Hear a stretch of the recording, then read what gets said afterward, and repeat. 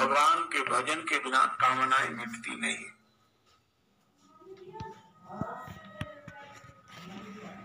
जैसे पृथ्वी तल के बिना पौधा नहीं लगाया जा सकता, इसी तरह भगवान के भजन के बिना कामनाओं को नहीं मिटाया जा सकता। कभी कभी हमारे आपके जीवन में भी ऐसी कुसंगतियां प्रवेश कर जाती हैं, वे काम क्रोध लोभ को जगा देते हैं। आप कहेंगे हमारे जीवन में हमारे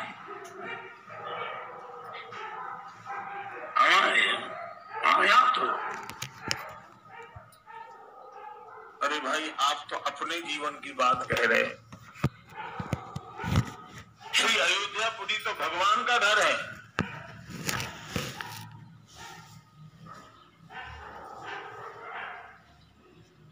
श्री हनुमान जी आ रहे थे पहाड़ लेकर, अयोध्या पर से निकले श्री भरत जी ने बिना फल का बाण चला दिया। बिनु फल सहायक मार्यो, ये बिना फल का बाण क्यों चलाया?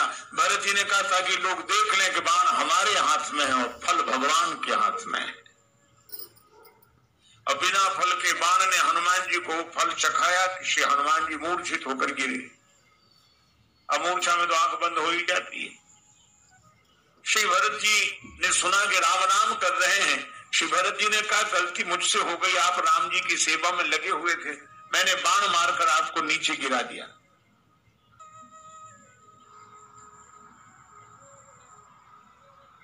पर हनुमान जी की मूर्छा दूर हुई तो हनुमान जी ने कहा कि गलती मुझसे हो रही थी। अयोध्या में आकर भी ऊपर ऊपर से निकला जा रहा था। आपने तो बाण चलाकर यह संकेत किया कि हनुमान जी सब जगह ऊपर उठकर रहो, लेकिन उस धरती पर तो नीचे उतर आओ जिस धरती पर भगवान भी ऊपर से नीचे उतर कर आ। यह अयोध्यापुरी है महाराज। श्री हनुमान जी कहते हैं कि मेरी आंख तो अयोध्या में ही खुली। खुली कैसे? अयोध्या में अगर आंख बंद ना हुई होती तो खुलती भी नहीं। मैं सोच रहा था कि श्री लक्ष्मण जी के प्राण संकट में है और ये पर्वत लेकर मैं जा रहा हूं। अगर मैं ना होता तो ये पहाड़ लेकर कौन जाता, संजीवनी बूटी लेकर कौन जाता, ऐसा मैं सोचते हुए आ रहा था। लेकिन आपने मार दिया बाण, आंख हो गई बंद, और जैसे आंख बंद हुई मूर्छा दूर हुई तो आंख खुली। और जब आंख खुली तो हम लोग यही सोच रहे थे कि जब हनुमान जी गिरे तो पहाड़ कहां गया। कई लोग पूछते, उन्हें ये प्रश्न ही पहाड़ जैसा लगता है। पर श्री तुलसीदास जी कहते हैं गिरो कपि राम कही पवन राख्यो गिरी। हनुमान जी राम कहकर गिरे और पवन देव ने पर्वत संभाल लिया। हनुमान जी ने कहा कि जैसे ही आंख खुली तो मैं समझ गया कि मैं तो सोच रहा था कि मेरे हाथ पर पर्वत है, मैं इसका भार लेकर जा रहा हूं, लेकिन आज पता लग गया मेरे हाथ का तो बहाना था, पहाड़ को तो ऊपर वाले ने ही उठा लिया, संभाल लिया। वही सब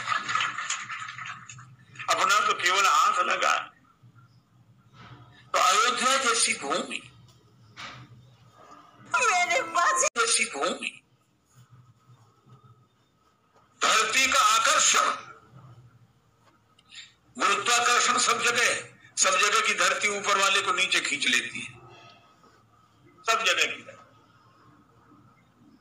और इस पृथ्वी की एक सीमा रेखा है, उस सीमा रेखा को कोई पार कर जाए तो फिर पृथ्वी नीचे नहीं खींच पाती।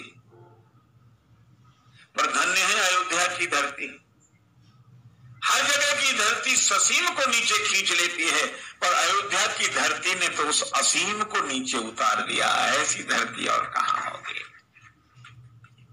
और तुलसीदास जी कहते हैं संत सभा अनुपम अवध, ये सत्संग की भूमि ही अयोध्या है।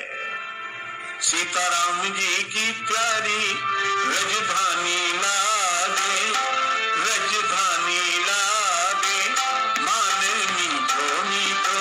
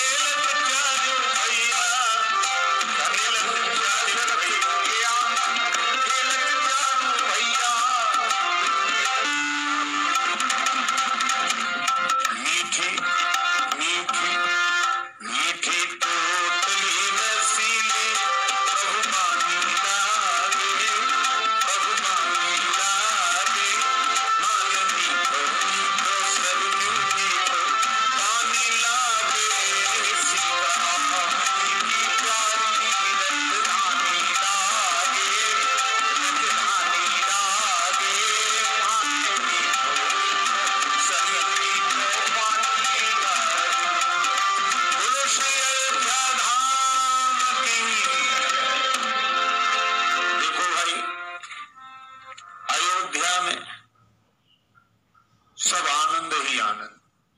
यह सत्संग भूमि है, भगवान को प्रकट करने वाली भूमि है।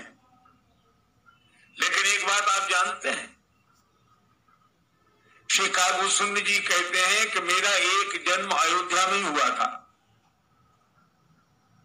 और उस समय था कलयुग। तो कलयुग कौशलपुर जाई, तो युग का प्रभाव तो सब जगह दिखाई देता है। श्रीमद् भागवतकार कहते हैं अयम तु युग धर्मो ही वर्तते कस्य दूषणम। ये युग का धर्म है, इसमें किसी का कोई दोष नहीं। Say no to self. अच्छा, लोग क्या कहते हैं, जमाना बड़ा खराब है। अक्सर हमें मिलते हैं लोग, इन महापुरुषों से पूछे जो मिलता, जमाना बहुत खराब है, जमाना बहुत खराब है। हम कहते भैया हो गया, आप राम राम करो। नहीं नहीं, जमाना बहुत खराब है, जमाना बहुत। अरे तो राम राम तो करो, जमाना बहुत खराब है। बस एक ही बात। जब सुनते सुनते ऊब गए कि जमाना बहुत खराब है, तो हमने उनसे निवेदन किया कि आप हमें बता दो जमाना कब अच्छा था। हर बीता हुआ युग व्यक्ति को अच्छा लगने लगता है। जमाना क्यों खराब? आज तो कलयुग है, कलयुग। कलयुग में गलत लोग होते हैं। हमने कहा आप हमें एक बात बताओ, ये हिरण्याक्ष हिरण्यकश्यप कलयुग में हुए थे, ये सतयुग में हुए, भगवान हरि के समय। रावण कुंभकर्ण मेघनाद ये कलयुग में नहीं हुए, त्रेता में हुए। कंस शिशुपाल दंतवक्र ये सब द्वापर में हुए। तो एक बात हमें समझ में नहीं आती, जब सतयुग में हिरण्याक्ष हिरण्यकश्यप हो सकते हैं, त्रेता में रावण कुंभकर्ण मेघनाद हो सकते हैं, द्वापर में कंस शिशुपाल दंतवक्र इत्यादि राक्षस हो सकते हैं, तो कलयुग में ध्रुव प्रहलाद विभीषण क्यों नहीं हो सकते?